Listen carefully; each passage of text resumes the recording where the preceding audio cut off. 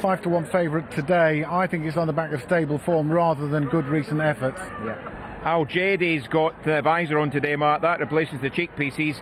All the wins have come at 6. The trip today, 7? Yeah, it's a frustrating horse because, I mean, he had a good year last year and I thought he was going to have a really good season as a 4-year-old this year. His first run of the year was a cracker at the Dante meeting at York, and that was over 6, staying on strongly. He looked as though he's crying out for 7, but then when he goes 7, he looks as though he doesn't stay. So, you know, the jury's out about his trip. I think he's back to his last winning mark of 90. On the pick of the form, he'd be more than good enough to win, but he just isn't totally firing at the moment. Ventura Ocean's got a fair bit of winning form this season already, Dave, and I notice that the stable has won this race quite a lot in the past. Yeah, they have. 3 times, I think. It's got the, well, yeah, they have. To be fair, they have plenty of runners at these meetings that are entitled to win plenty of races. But disappointed at Ascot in a much bigger and possibly better field than that. But then ran well from being in the van throughout, and it's the one draw that takes your eye. To me, could press on over this 7 furlongs. It might be a difficult horse to pass if it's in the form of his penultimate run. Al Jady then and Giga White are 5-1 joint favourites. Radiance is only 11-2 along with Patty and Wahoo, and with it 7-1 bar. How's the Black? A quick turnaround after running in the Bronze Cup yesterday. Yes, yeah, absolutely. Seemed pretty effective 6 or 7 furlongs. His mark's okay. Doesn't win very often. He's only 2 from 18, but I mean, I suppose he's got his conditions today. Dry ground will suit him. Almost set and very open handicap. There's 5-1 joint favourites. I think we're down to the final 3 now, maybe, as we go back up to Stuart. Stuart, you've been enjoying your week? I have enjoyed my week, thanks, Gordon. Yeah, fantastic weather, hasn't it? Couldn't have asked for better. It really has been very pleasant to be on the west coast of Scotland. Enough runners to keep me busy as well, which is nice. Patty is going to be the last one to go in at the 7 furlong start. And she's in, that's it. They're just about ready for the Microtech Group handicap. They're off, 7 furlongs ahead of them. Wise Counsel in the grey jacket broke fairly well. So too in the multicoloured jacket with the white sleeves, Nordic Fire. Al Jardi, the maroon cap, taking a firm grip just behind the leaders. And Wahoo in the noseband prominent as they head down the hill at the end of a furlong and a half. And it's Nordic Fire who leads to Al Jardi, and they begin to string the field out. Wahoo chasing the leading duo into the bend. Radiance in a yellow and white jacket is racing close up in 4 3/4 of a length away to Wise Counsel. Then Ventura Ocean in the light blue ahead of Drogon. Radana in a blue and white jacket caught wide of Patty, the black cap. Hauser Black, the orange cap, is last but one. And the nose-banded grey Giga White in a white jacket is last of all.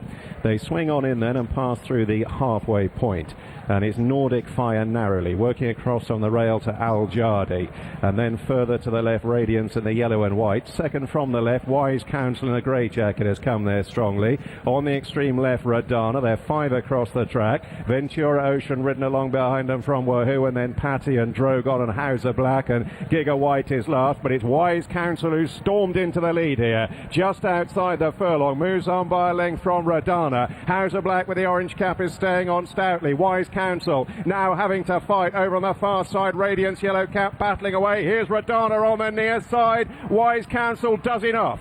Just sees off Radana, with Radiance close up in third, then Hauser Black and Al Jardi. Wise Counsel then, Mark, is cursing underneath these refs. One of the cliff horses that you follow and follow, but sadly you went on when the iron was struck hot. You couldn't make it up, could you? Golden Apollo and Wise Counsel on the same card on the same day. But I mean, he just showed today what he's capable of. He did actually hold an entry in the Air Gold Cup. He wouldn't have got in that, but perhaps he would have got in a silver or a bronze. But I mean, he's a talented horse when everything goes right. He's a strong traveller. He'd be quick enough to come back to 6 furlongs, and he showed good determination late on, because Radana's thrown down a serious challenge. He's run a cracker in second. Yeah, when Radana came to challenge late on, Dave, this Wise Counsel went again. You can just see him pull out a bit more close home. Yeah, he just digs in a little, doesn't he? Went again now. Yeah, and Radana's been a really good horse for the Sayers, and has run another good race. I thought he wanted soft ground, Radana, to produce its best, but I think he's improved again with this run. But Wise Counsel in the Clipper Logistics colours I don't know. It might be a cliff horse because I've backed it when it dead heated and then fallen for it when it's got beaten, perhaps not forgiven it. Is it still a bit green because it's running round a bit there? But he's certainly got ability, and I think it could just be one of those long-term projects that Clive Cox just brings on, and it might end up being the horse that certainly Mark thought it might be. But 3 wins out of the last 6, and I've got a feeling you've been on it the other 3, Mark. Yeah, well, I've backed it twice at Haydock this season. Both times it's bombed out on testing ground. I mean, it's supposed to like plenty of cut in the ground, but you wouldn't be massively shocked if he was back this day next year, would you? Because I think he's got the pace to come back to 6. Have you got? Is there a long list of Nevis and Cliff horses? It's never ending and always growing. Yeah. That list, especially at this meeting. But I still think you've got to feeling with the horse with the Hauser Black. You've got to watch that run as well in 4th. Wise Counsel, heavy ground last time. He's undoing. Wise Counsel though bounces back today. And many congratulations to Clive Cox and Danny Tuttle, once again another winner for him on the card. In those Clipper Logistic colours, back in 2nd with Dana. Ray Dyens was back in 3rd, and Hauser Black did finish 4th, was a tad unlucky as well. But yeah, lovely scenes there as Wise Counsel comes back. Well, a bit of a flop on heavy ground last time out, but he returns. He can never keep a good horse down. 7-1 Radana's 2nd, 11th, and Radiance 11-2 back in 3rd. Just a neck, the winning margin now. Leisurely strolling down to the start at Newmarket. They should be racing actually by now. For the Park Regis Chris Kinn Hotel Dubai British EBF Fillies Handicap. And Stagehand, the favourite odds on here for Charlie Hills and Pat Dobbs. Quintada at 5-2. Next in, Mark Johnston and John Eakin. Gabriel Glenn representing James Eustace, actually first run for the yard. And Tom Queally booked, and Point in Time, the outsider for Mark Usher and Dane O'Neill. Odds on now the field. Chris, first up, your thoughts on the favourite? Well, ran really well last time out and has a good chance in a small field race. This Daughter of Kodiak, who won at Ripon to break her maiden earlier on in the year and then went back to the same track up in Trip on her next start, and she was beaten by a couple of older horses, and you were thinking, well, that might at a track that you would have thought, given the way she was ridden, would have suited her well, might just be a suggestion that she doesn't have loads in hand of her mark. But I thought she shaped really nicely at Wolverhampton on her most recent start. She was 2nd that day. She was beaten by an unexposed horse. She was beaten well enough, but the winner, Chicago Doll of Alan King's, was progressing at that time, had won a couple of starts earlier and just seems to be an improving type. And she was well enough on top of the rest, including Quintada, who was back in 3rd that day, 5 lengths away.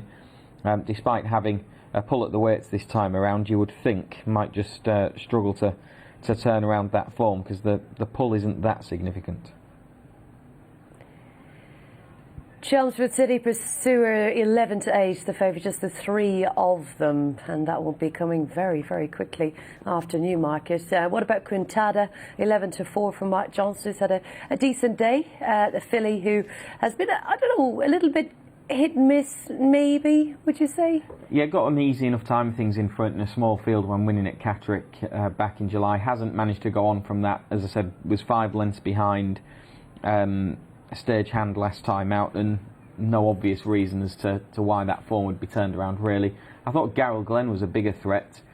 This horse has been highly tried along the way, won at this track in a maiden 2nd time out last year. This season has been in a completely different grade of race to this. Started out in the Guineas, went to the height of fashion at Goodwood, and then ran in the Sandringham on the back of that. So she's been highly tried this year, and she's having her first start for James Eustace with former trainer Mark Tompkins, now retired. Point in Time, a filly for Mark Usher, who was good enough to score first time up this season on the old weather, and looking to return to some sort of form here. Yeah, she's been held since her mark was revised. She's continually run well. She was only just touched off at Newbury a couple of starts ago. Might just be keen in a small field. So the last one about to load. Let's get across once again. Over to you, Mike. Thank you, Rachel. Just waiting for Point in Time to go into stall 4. Stagehand still got the blindfold on her. ready to go now. Set, blindfolds off, and they're off. So these 4 fillies race away over a mile and a half here.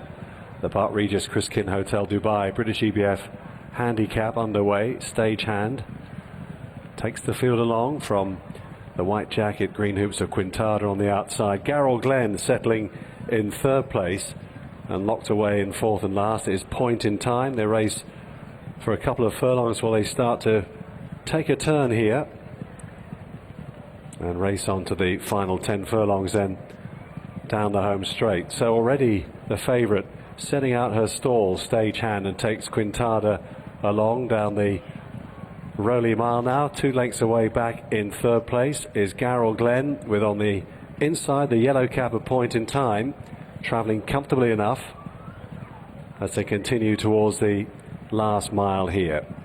Passing that point now. Stagehand then leading from Quintada, who she beat 3 weeks ago at Wolverhampton. At the moment she's about 2 lengths to the good over Quintada. Similar gap away, maybe 2.5 lengths away back in 3rd then to Garrel Glen, who's taking a bit of a drop in class this afternoon as she races for James Eustace for the first time. And then last of the quartet, Point in Time, as the runners race on and head past the 5 furlong point within a few strides. So all 4 of them travelling pretty comfortably. Quintada and John Egan just moving alongside Stagehand now, and Pat Dobbs just covering the moves then. Garrel Glen, Tom Queally in the blue jacket, and then just lobbing along comfortably Point in Time in the hands of Dane O'Neill still as they start to race on in earnest now.